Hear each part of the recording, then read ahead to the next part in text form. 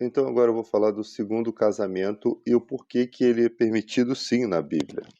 Você imagina duas pessoas não cristãs que estão casadas hoje, mas que vieram de outros casamentos. Elas chegam na igreja hoje para se converter a Jesus e elas tivessem que se separar porque alegaria-se que elas estariam em adultério. Então não há lógica.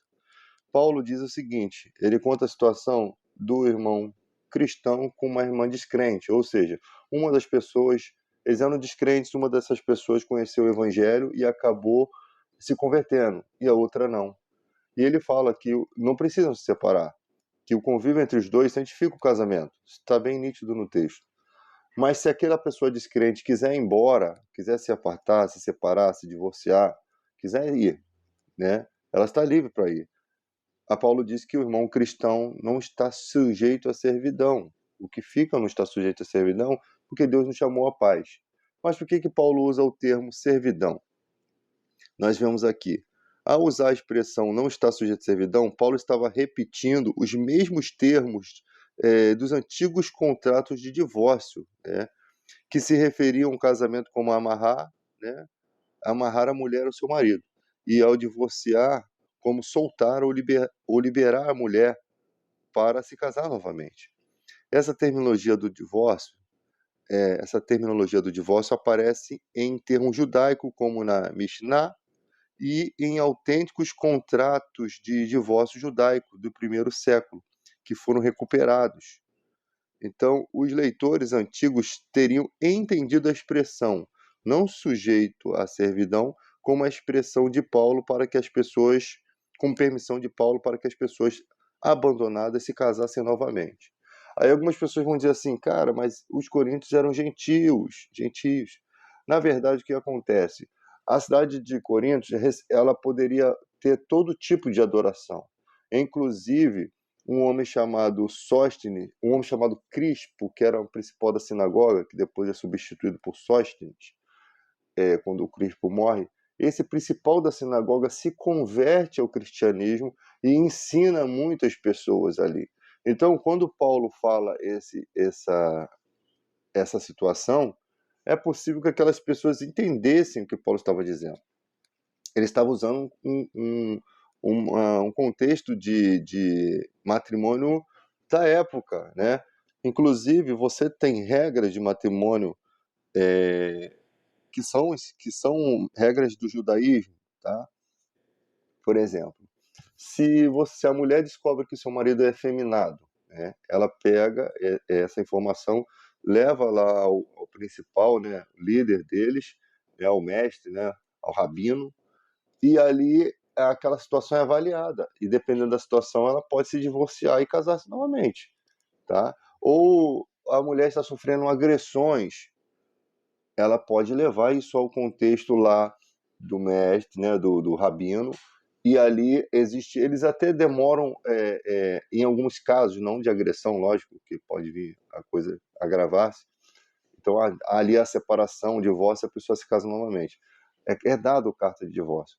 Mas há casos em que foi só uma briga, uma discussão, então, ou alguma insatisfação, então os rabinos estão ali para tratar aquela questão do casamento e às vezes se demora esses trâmites. E outra coisa, isso custa dinheiro, então dificulta um pouco.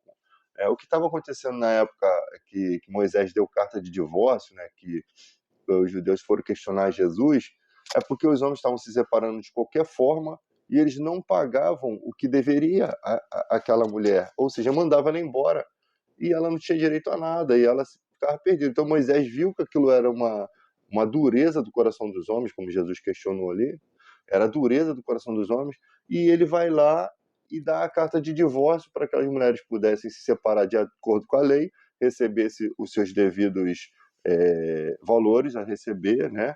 E o pagamento por essas coisas aos rabinos lá, que eram como juízes dessa situação, e ali ela casava novamente. Então, o contexto judaico existe casamento novamente, só os sacerdotes ali que não tinham esse negócio, e também o casamento virgem, né? A pessoa casava com aquela primeira pessoa, a pessoa era virgem, geralmente os casamentos nesse sentido não tinha essa separação, tá? Sempre havia aquela coisa de que essa mulher é sua, que você nasceu para ela, ela não nasceu para você. Não tinha permissão para separação nesse sentido. Mas existem várias questões, né?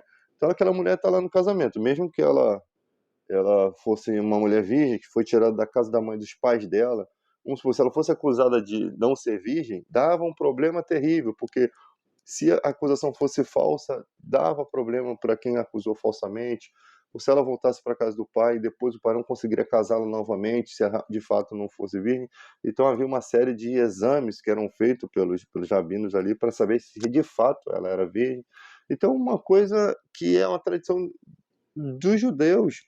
Então as pessoas vêm para o Evangelho de Cristo e acham que não, é assim, é assado, não pode casar, não pode casar novamente. E quando a gente vai para o contexto da história aqui, para quem entende as questões rabínicas, percebe que a coisa é diferente. Aí a pessoa fala assim, mas eu não sou judeu. Cara, mas se para o judeu que vivia pela lei era muito mais exigência, imagina pela graça, né? Onde tem o perdão, onde tem umas constâncias maiores, né? E sem contar que lá naquela época o cara que apartava sua mulher, que aquilo é divorciar, tá? Ele apartava, mas ele não dava carta de divórcio, mas ele mandava ele embora, que não podia sem dar a carta de divórcio, sem honrar os compromissos. Ele podia ter outras mulheres, entende? Então a cultura da época, se for comparada com a nossa, não tem muito a igualdade, né? Não está em pé de igualdade com a nossa, porque eles podiam ter várias mulheres, enquanto a mulher não podia ter vários homens. Então há muita coisa aí. Então você percebe aqui que tem um estudo aqui que, como Paulo fala, eles entendem que Paulo está dando a permissão para se casar novamente, porque senão não estaria isso aqui na Bíblia, senão estaria bem expresso, vocês não podem casar, vocês têm que viver solteiros, né? Então aquelas mulheres pegavam a carta de divórcio, né, e seguiam sua vida. Agora, se ela não recebe carta de divórcio, elas ficavam perdidas sem o direito de casar de novo. Quem casasse com a repudiada cometia adultério. Olha a situação. A repudiada que não tinha a carta de divórcio. Então, Moisés interfere na situação para poder trazer justiça. O mesmo que recebeu a lei, recebe entendimento de Deus para poder agir nessas questões, né? E ali você tem todo um estudo. Pega aí uma pessoa que é do judaísmo, um rabino, uma pessoa que é da cultura judaica, para entender essas questões, esses trâmites, de que se Jesus ele não está indo contra o sistema que já existia, que era uma organização para que pudesse trazer justiça para um relacionamento. Como que uma pessoa ia conviver com um marido que é afeminado, que gosta de homem? Como que a pessoa ia viver, a mulher ia viver, com um cara que agride ela? Porque o que está sendo colocado hoje em questão é que a gente chega para o cristão e fala assim, cara, como é que uma mulher vai viver sendo espancada pelo marido e ela não poder se separar? Não, ela pode, mas ela tem que viver sozinha. A Bíblia fala que não é bom que o homem ande só. Como é que a condição de quem era traído na época do judaísmo era o quê? Passava o cerol no Ricardão e na mulher que traiu. Então o cara ficava livre para casar de novo, ficava viúvo. Agora, a condição que eles querem trazer para o evangelho: o cara é traído, a mulher dele está vivendo com outro, e ele aqui, que sofre a perda, tem que viver no queijo a vida toda, no desespero, abrasado. É essa a condição que eles querem. O cara deu casa, comida, sustentou a pessoa trai ainda dentro da casa do cara, o cara agora vai ter que viver solteiro, né? Por causa de uma injustiça que não foi ele que procurou, pelo contrário, ele fez toda a sua parte, ele vai ter que viver solteiro. Isso não existe, cara. Isso daí você percebe que não existe justiça se a questão fosse dessa forma.